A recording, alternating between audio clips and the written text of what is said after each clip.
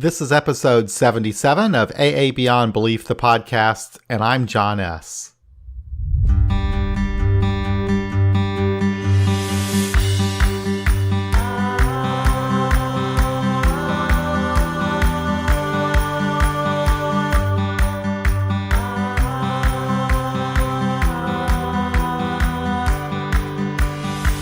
Today I'll be speaking with Carol M., host chair of ICSA, the International Conference of Secular AA. Carol will provide updates and information about the conference to take place in Toronto, Ontario from August 24th through August 26th of 2018. Hello, I'm here with Carol M., who is on the planning committee for ICSA, which is the International Conference of Secular AA. How you doing, Carol? I'm great, John. How are you? I'm doing fantastic. And very nice of you to agree to give us an update on what's going on with the planning of the convention. I think before maybe we get into it, Carol, why don't I provide just a little bit of background about the history of the convention? Does that sound good? Okay. So basically, ICSA is the International Conference of Secular AA, and it's an opportunity for secular people from around the world to get together who are members of Alcoholics Anonymous. It's also an open convention, so people of other addictions can attend as well. The first international conference happened in November of 2014 in Santa Monica, California. And the history behind that is that these agnostic, they called them agnostic groups at the time, agnostic AA groups, they've existed in AA since the 1970s. But they weren't really connected with each other. And they didn't really know that who else was out there. So a couple of women in Hollywood, California, Pam W and Dorothy H, became friends while they were attending the We Agnostics group in Hollywood. And they were wondering, they'd have all these newcomers come to their meetings, and they'd talk about how great it was to have that secular format. And Pam and Dorothy were wondering, could we be the only ones out there? And they did a little research, and they discovered that there were agnostic meetings in Toronto and in New York and in Austin and various places throughout North America and around the world. So they said, hey, wouldn't it be fun to have a party and invite these people from all over to these groups? And that's what they did. They put on a big party in Santa Monica, California, which turned out to be a really amazing experience. And we had speakers and workshops and what you might find at any kind of an AA roundup. And then what they did, they turned it over to the fellowship. And then another group picked up and went with it. And they started a convention we had one in Austin, Texas. And that was in November of 2016. And it was at that convention that we changed the name from We Agnostics, Atheists, and Freethinkers in AA to Secular AA. And along with the Secular AA convention was this whole other organization that exists to help people learn about secular AA as far as starting meetings and all of that kind of stuff. So at any rate, at the last convention in Austin, we took a vote on where to hold the next convention, and it was decided to have it in Toronto, Ontario, Canada, which would be in August of this year. So that kind of brings us up to date. Did I get all that right, Carol? Yeah, August of next year, 2018. Oh, that's right. Yeah. August of 2018. So we're almost at next year, but anyway. yeah, that's right. It's going to be here before you know it. So Carol, you're on the planning committee. Yes, I'm actually the host city chair. Oh, okay. So, yeah, I'm on the board of ICSA, the overall Secular AA. It's called Secular AA. I'm a board member there, but as a board member, I'm the host city chair. So that's my formal title, if you like. That's important to remember to get my email address correct as well. So okay. My involvement was, I didn't go to Santa Monica. I was fairly new to secular group at that point, I guess over 3 years ago, and I just wasn't ready to go to a bigger sort of organization. But I became involved in putting together the bid for the Toronto, bid to have the convention in Toronto, I would say almost getting close to 2 years ago now. So we, quite a few people worked in Toronto all of 2016 to present the bid in Austin in November last year. So that's how my involvement was. And so I ended up running for the board when I got to Austin. Okay. And because I'd been the chair of the bid committee, I became the host of the chair. So that's fantastic. And so how's the planning coming along? Well, we have a small committee in Toronto. There's 5 of us, which are planning sort of the overall planning, which involves things like incorporating the Canada version, because it's a nonprofit organization in Canada as well. Right. Doing the finances. Most importantly, what we did way back in January was sign the hotel contract. Oh, yeah. If you're familiar with getting this kinds of things, they're always like 3 years in advance. Yeah. So that was a huge thing in January. We're at the Marriott Eaton Centre Hotel, which is in downtown Toronto, which is going to be a fabulous location. I know that people have different views on this, but I think it's going to be great to be right in downtown Toronto because it's a wonderful city. Oh, yeah. So we did that way back in January, and then we've been working on just getting the registration up, and we have people separately working on activities. A lot of this stuff is in early stages right now. We want more involved. So. Yeah. Yeah, and it seems like it always starts falling into shape, in the few months before the convention. It always seems to be. Yeah. So, yeah, a lot of work that goes into making these things happen. Oh, I mean, it's amazing amount of work. It's like a part-time job. I know. It's crazy. So anyway, so it's going to be at the downtown Marriott in Toronto. And I do think that's a good location. I liked the convention in Austin, but it would have been nicer to have been able to experience more of the city because we were kind of, outside of everything. So I think it would be great for people to get to experience Toronto downtown, Mm-hmm. Mm-hmm.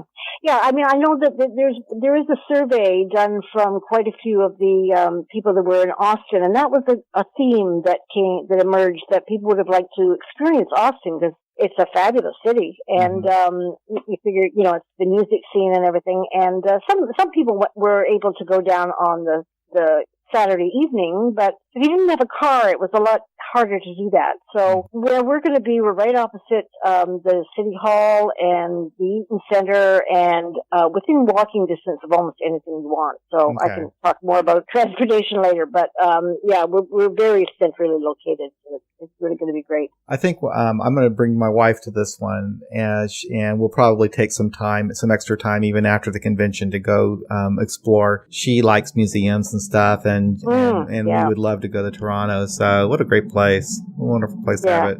And I guess we're having it in August this year instead of November because of the weather. August 24th to the 26th, which is the Friday to the Sunday. I guess it's the second last weekend in August. On the, we certainly are promoting, and this fits in with the Marriott Hotel. We've got a fabulous room rate of $220 per night, which for Americans is a lot cheaper because you're $1.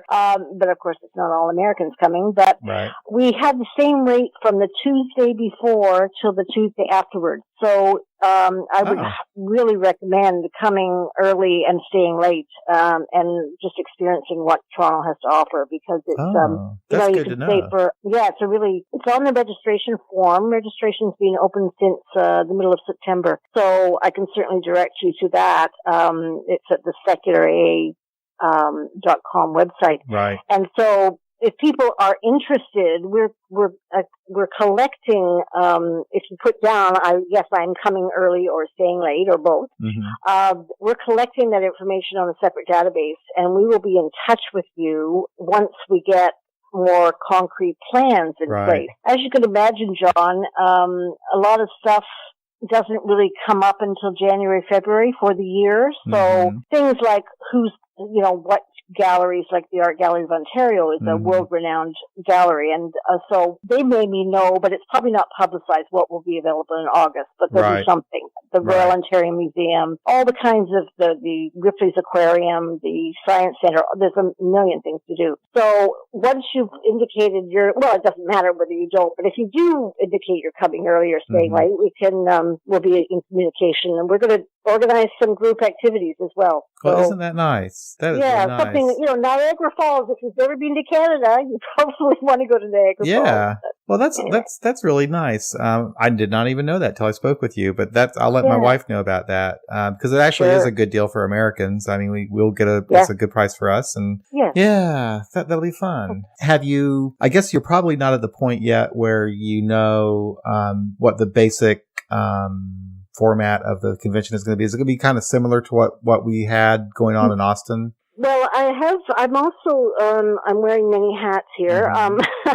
I'm also the chair of the program committee, and I have just recently put out to the general board our draft of the schedule. So I can tell you in a general way, because it hasn't been approved yet, but the hotel is available to us from 7 o'clock on the Friday. That's August 24th. So we have the big ballroom, available to us that evening. There'll be some sort of, I guess I would put it a meet and greet, because a lot of people know each other from online chat rooms and the websites and the coffee shop and whatever. And I can imagine it's going to be fabulous for people to actually meet people in person that they may have just been communicating with all this time. So not sure exactly of what the format will be, but that will be sort of a general meet and greet. Mm-hmm. Program is going on Saturday and Sunday, and that will be workshop and panels and speakers. I have received, under my program chair hat, probably close to 40 suggestions for workshops already. Oh, wow, so cool. That's a spectacular start. That's fantastic, yeah. On the registration, we also ask if you have any suggestions or you'd be willing to lead a workshop. Mm-hmm. Not everybody wants to do that, but certainly that's the kind of information we're gathering. So the other big thing at any conference, as you know, John, is to have a business meeting. Mm-hmm. That will probably be taking place on Sunday morning, and that at that point we will elect the new board of directors. Right. And whatever their business there is, and most importantly, we'll decide on the next conference. Yeah. So that's something I know from doing the Toronto bid. We worked on that for probably 6 months. Oh, you guys did a great job. It was amazing. It was a professional presentation. You guys did. Yeah, it was really well done. Yeah, it was a lot of work, but it was really, really satisfying. But if people are interested or thinking about 2020, I believe it would be, although even that may be under discussion. But anyway, whenever the next conference is, people should start to maybe think about putting a bid in. That information will be on the website shortly, I believe. Okay, about how to put a bid in. Yeah, about how to put, the kind of documentation you would have to put down, because the decision is made on, what the city is, what it offers, what kind of money's involved. But as far as program, as I said, I'm collecting information, so people can, make suggestions. We want lots of. This is a conference for members, right? Right. It's a members conference, so we're not dictating what's going to be happening. So, exactly. Yeah, and that's how they did it at actually the first two conferences. I remember the first conference, Dorothy reached out to a lot of people and, asked them, would you do this? Would you do that? And they got volunteers to put on different workshops and so forth. But it sounds like you've gotten a pretty significant number of people that are expressing an interest by giving these suggestions. Mm-hmm. That's amazing. Yes. Well, the secular coffee shop, there's been a lot of discussion and the newsletters that go out as well, which you can access through the website. We're asking for suggestions, because the more the merrier, as far as I'm concerned. And, we've got the space to be running things, at least 6 workshops simultaneously. So, it gives people lots of options of different things to go to. And I know, you probably don't know about this part yet, but past conferences have been recorded. And do you think that we're going to be, do you know anything about what we'll be doing as far as recording the speakers and stuff like that? Yeah, we are. I think we're going to be doing it ourselves. Good. We have another subcommittee, although some of these are on the ground level right now. Yeah. Or just starting. But we have a couple of people who have expressed an interest in just people can have a laptop in every room, and we need a huge cohort of volunteers. Yep, because I can help with we don't that. want to be doing. Thank you, John. We don't want to have 2 people doing it all. Right. So that's going to be something that's going to be worked Fantastic. on. We're looking for lots of volunteers. Like even if you wanted to just record 2 sessions, that would be fabulous. Yep, I'm so glad you're doing it that way. Because last time it's like, first of all, they're kind of expensive to buy all of the tapes when someone records it, and then you can't really distribute it on the internet because it's their property, So it's nice that it'll all belong to us if we can record it ourselves. Plus, nowadays you can record stuff and get really nice quality. It doesn't really take a whole lot of work to do that. So exactly. Well, I'm not a very technologically astute person, John, but I have someone who is. So. Yeah, there you go. We're putting there's a on the registration form. There's a place to pay $5, which will go towards any costs of this, and then I'm assuming that then everyone can have access to the full recording of the conference. Now, I shouldn't say that because I'm not sure yet that that's how it will work, but it will be available to people. That's great. Yeah, we can work all that stuff out. That's fantastic. I'm happy about that. I'm signing you up, John. Okay. Yeah. I actually was promised Joe that I would do that for the Toronto for your for SOAR. And I couldn't make it to SOAR. And so anyway, so I'll have to make amends and do extra work. Good. Okay, you and Joe could be in charge of that. So, okay. So what else is going on there? So what kind of ideas are you getting for workshops or panels? Let me see. I think there's stuff like a big one is always how to start a secular meeting. Yeah. And that's a really good one. That's when you do that people actually do go out and start secular meetings after every single one of these conferences. I haven't seen the numbers from Austin, but certainly after Santa Monica, there was an explosion of new meetings starting up. And I'm sure the same thing happened after Austin. And so that will happen again. So I think that's the best thing we can do at these is kind of educate people. I think we're going to run it several times or almost constantly because there's enough people that have done that, that started the meeting, that they are a fabulous resource. And of course, we're going to be running marathon meetings, hosted by, because there's different formats. People, some groups don't have readings at all. Some, all the different things. I'll read you some of the topics I've got. Okay. Pets in recovery. Pets in recovery? Okay. Well, a good friend of mine talks about that got him sober. That kept him, not got him sober, but it kept him diverted, if you like. Yeah. Gave him something to do. So anyway, that might be an idea. These are all a bunch of suggestions. Sure. Secular AA for dummies. So secular AA for dummies. Someone who hasn't really got a clue of any of the history or what's happening. A traditions workshop. A lot of people really want to hear about that. That's a good one. I don't think we had that the last one. Maybe we did, but that's a good idea. Yeah. A family panel, possibly. Medical view of recovery. A young people's meeting. Yep. What has worked in startup. A Buddhist panel perspective.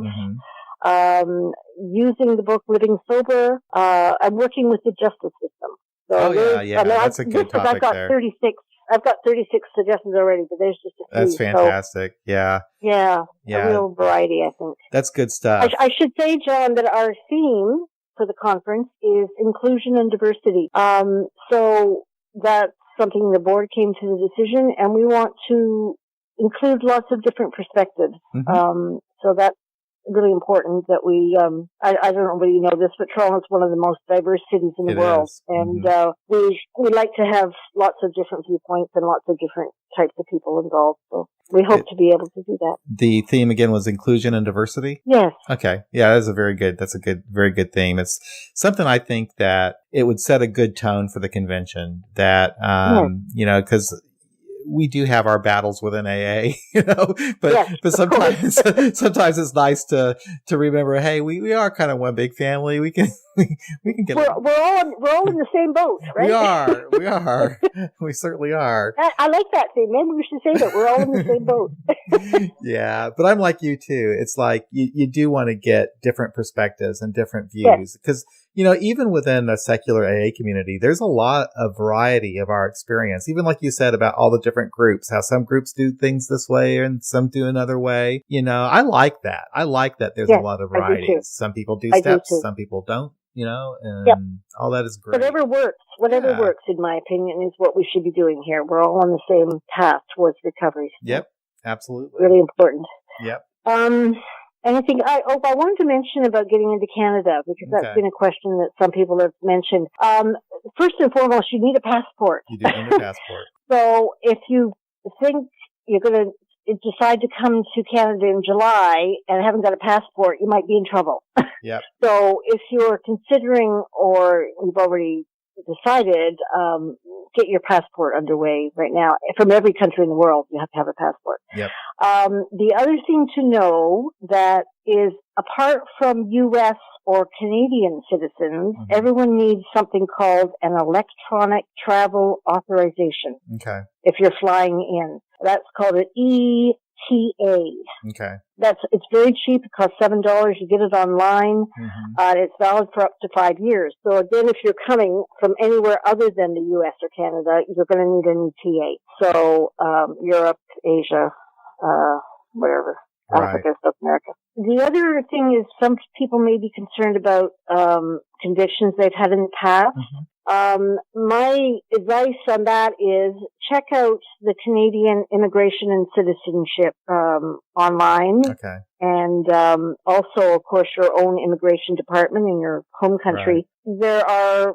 There's lots of guidance there about what you might need. If you have a conviction of some sort, there's different rules about it and what it's for. I don't want to give advice to people, but there's something called a temporary residence permit, which is available to people even if they have a conviction on certain conditions. So that's something that people should start to look into sooner than later if they have that situation. Absolutely. And that's a good idea. I think we'll post a link to the the Canadian Immigration Service there, so people can go to that. I've actually gone to that link, and there's some good information there about that very topic and what's involved. And there's a lot of different things that people can do. There's a variety of different ways to get in there. And I think that the further back that your DUI might be, the less of a concern it probably is. But, that's right. Right.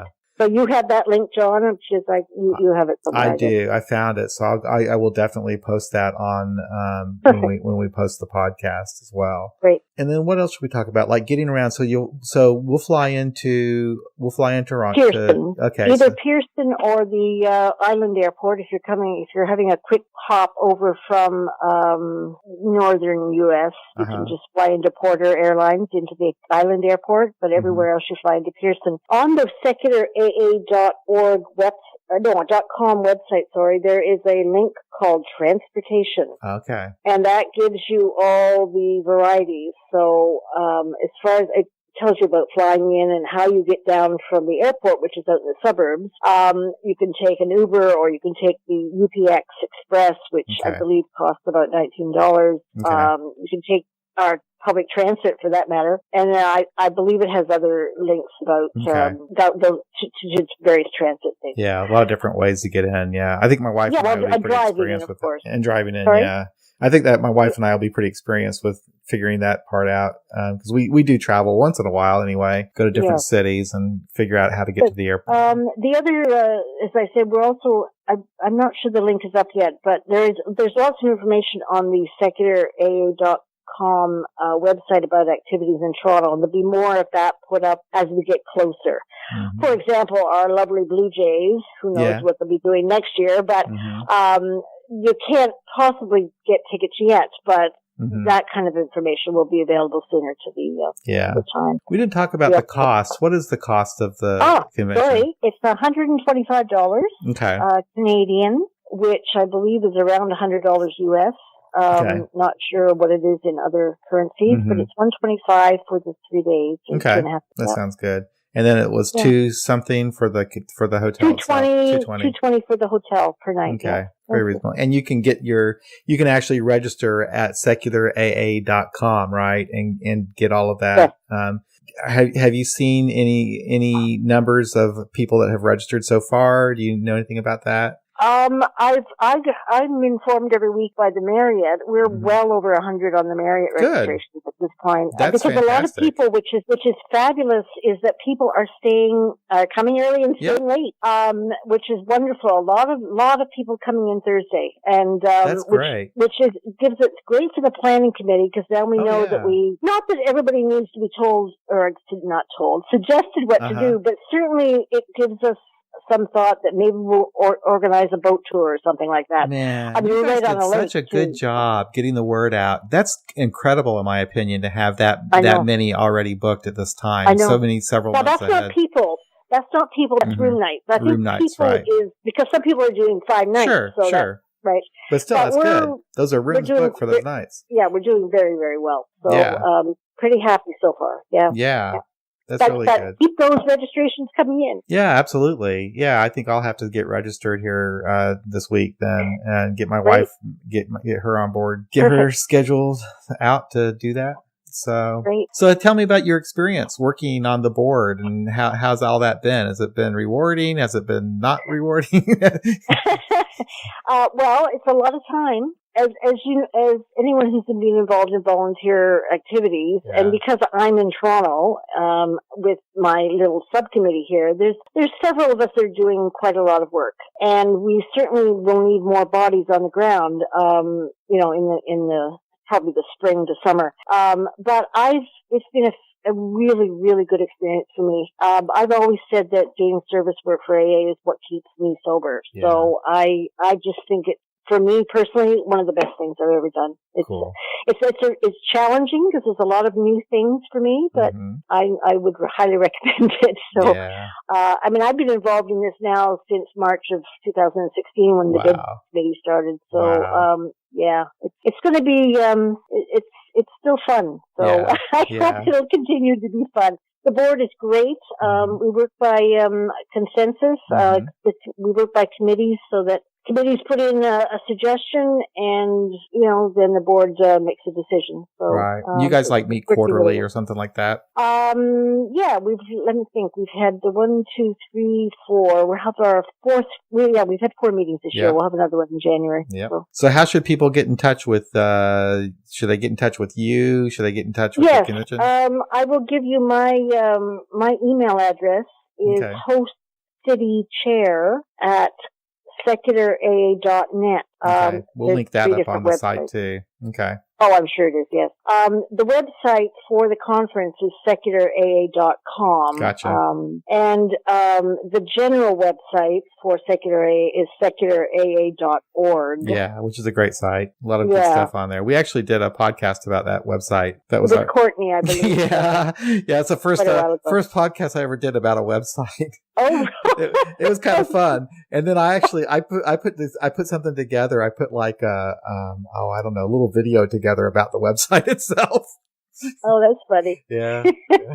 Well, I've enjoyed this talking to you. I'm really looking forward to the conference. We'll have to have you back in a few months to give us another update as you get, because I'm sure that by probably a few months out, you'll know who the speakers are going to be and all. Absolutely, that kind of stuff. I would say by March or April, we'll be putting out, certainly be putting the program or the draft program out on the website, but certainly I'd be really happy to talk about it. But I must emphasize, send in your thoughts and ideas. Absolutely, people, absolutely. That's what people need to do. All right. It's your conference. Great. Yeah. Well, thank you very much, Carol. I really appreciate it. Problem. Okay. Bye, John.